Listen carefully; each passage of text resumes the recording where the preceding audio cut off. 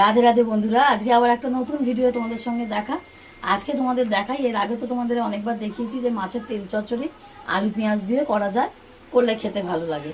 আজকে তোমাদের দেখাবো যে বেসন দিয়ে মাছের তেলের বড়া করলে কিরকম খেতে হয়। আর বিশেষ করে দেখাবো আমি কিভাবে করি।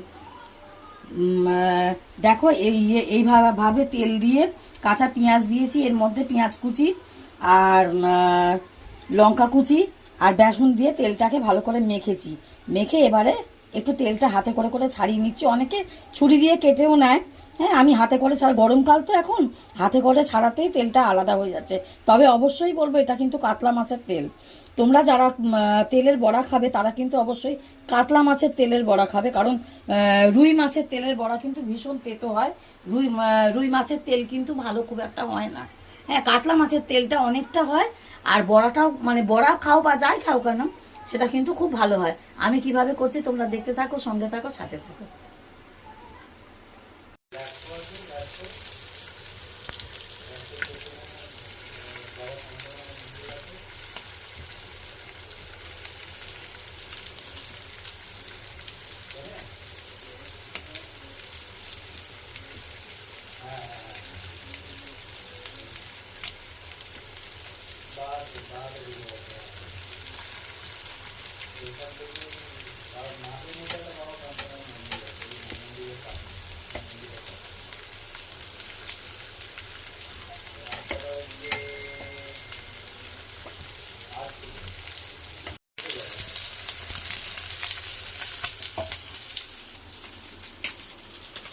এইভাবে আমি মাছের তেলের বড়াটা করি, তোমরাও এইভাবে করো, বা তোমরা কে কিভাবে করো সেটাও তোমরা কমেন্টে শেয়ার করো।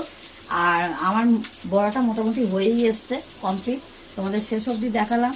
তোমরা ভিডিওর সঙ্গে থেকো, সাথে থেকো, আর এইভাবে চ্যানেলকে সাপোর্ট করতে থাকো।